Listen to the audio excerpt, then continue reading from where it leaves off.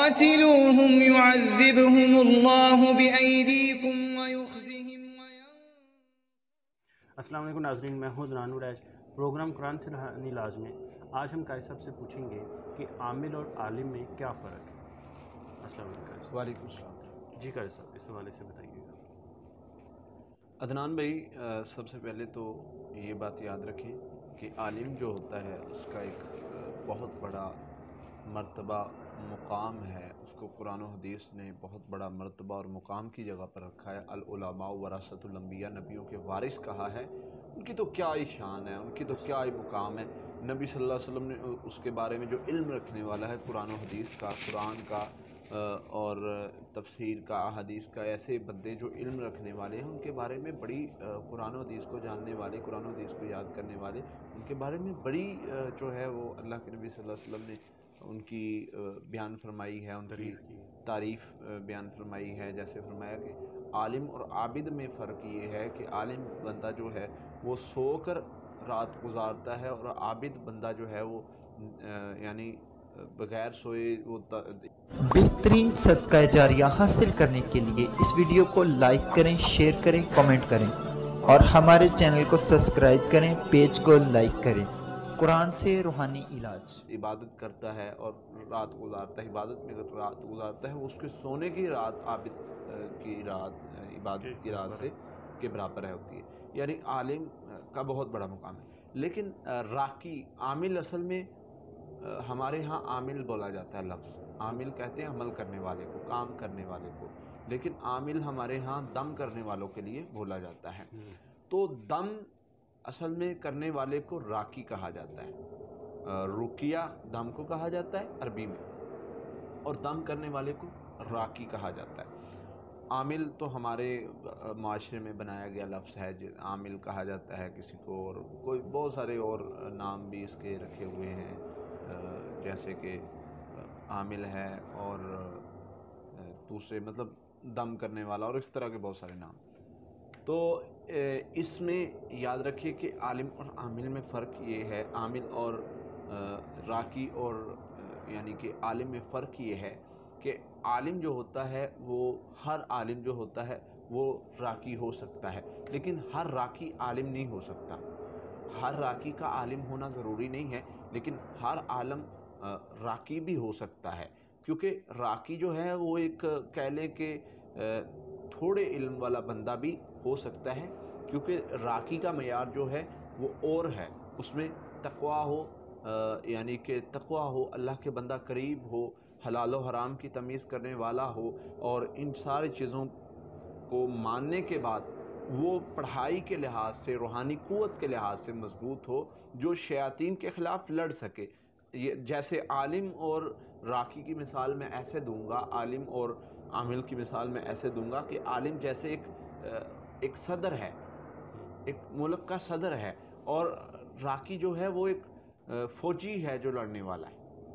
مطلب راقی کا کام ہوتا ہے، معالج کا کام ہوتا ہے کہ شیاطین کے خلاف جو ہے وہ علاج میں جب شیاطین سے سامنا ہوتا ہے تو ان سے لڑنا، ان کو قرآن کے ذریعے سے ان کو شکست دینا، ان کو مریض کو ان کے یعنی کہ گرفت سے نکالنا۔ تو اس لیے اس کو راقی جو ہے وہ اس کا بھی ایک اپنا عمل ہے کہ اگر وہ لوگوں کی اصلاح کرتا ہے، فائدہ پہنچاتا ہے، تو اس کو اللہ تعالیٰ بہت زیادہ اجر دیں گے۔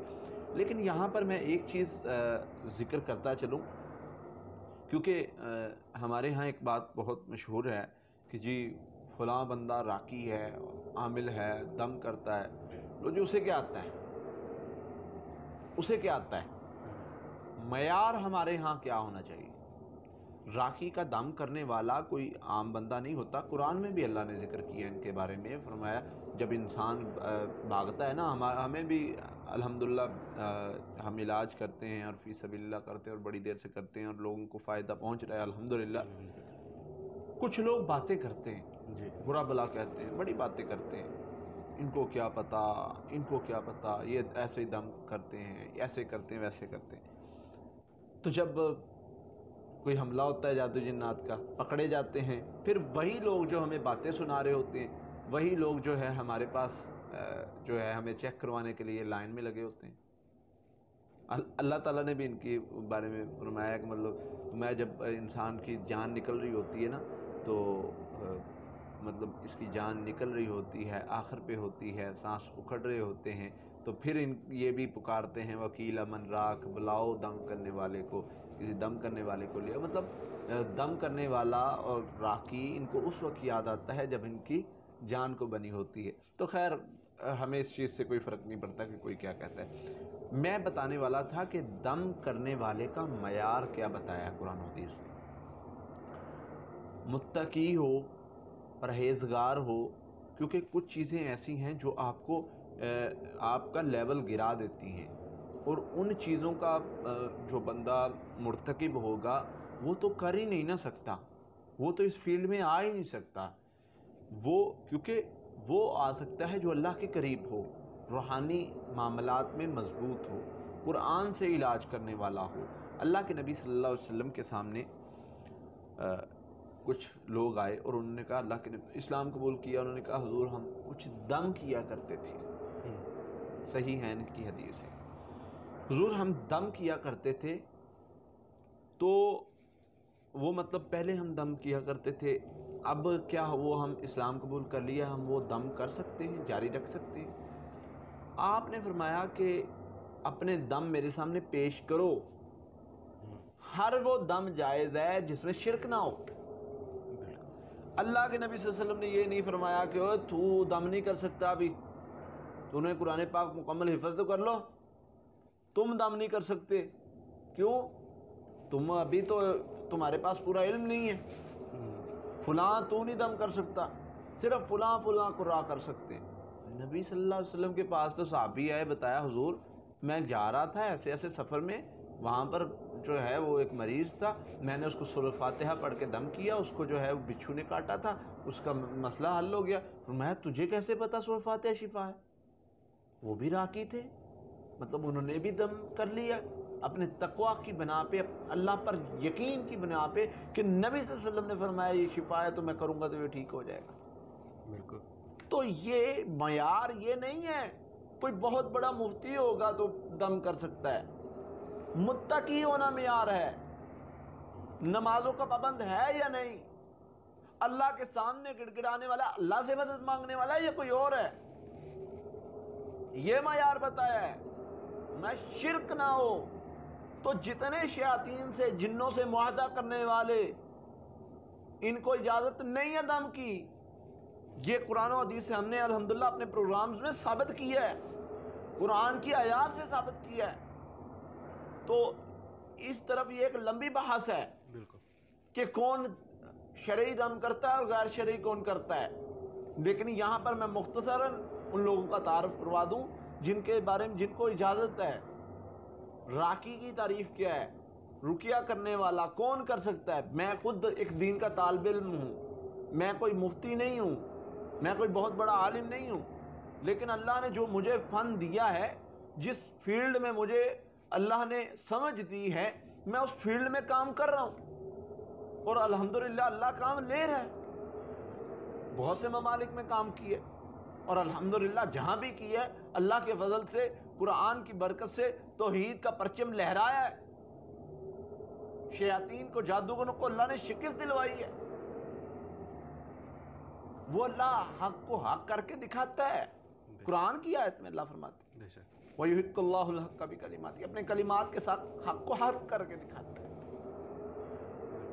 تو اس لیے راکی کے لیے، دم کرنے والے کے لیے ضروری نہیں ہے کہ اس کے پاس پرانے سے مطلب بہت زیادہ وہ مفتی بڑا ہو. ہاں اس کو قرآن پڑھنا آتا ہو، اس کو جو ہے وہ بیسک چیزوں کا علم ہو، وہ متقی ہو، وہ پرہیزگار ہو، پردہ دم کروانے والوں کا پردے کا خیال رکھتا ہو، کوئی ایسا کام نہ کرتا ہو جس سے اللہ کی ناراضگی کا سبب بنے. وہ قرآن سے دم کرتا ہو، وہ کوئی شرک یا کلمات نہ پڑھتا ہو، شرک نہ کرتا ہو، دنیا نہ دیتا ہو، وہ تعویذ نہ پہنواتا ہو، وہ کڑے نہ پہنواتا ہو، وہ چلے نہ کرواتا ہو، وہ کوئی ایسے عمل نہ کرتا ہو جو اللہ اور اس کے رسول نے نہیں بتائے، اس سے آپ کروا سکتے ہیں. تو ان چیزوں سے بچنا چاہیے. باقی عالم کی بہت شان ہے، اس کے تو کیا ہی کہنے ہیں. جو دین کا عالم ہے، نبیوں کا وارث ہے، ٹھیک ہے جی، العلماء ورثۃ الانبیاء، ان کی کیا بات ہے۔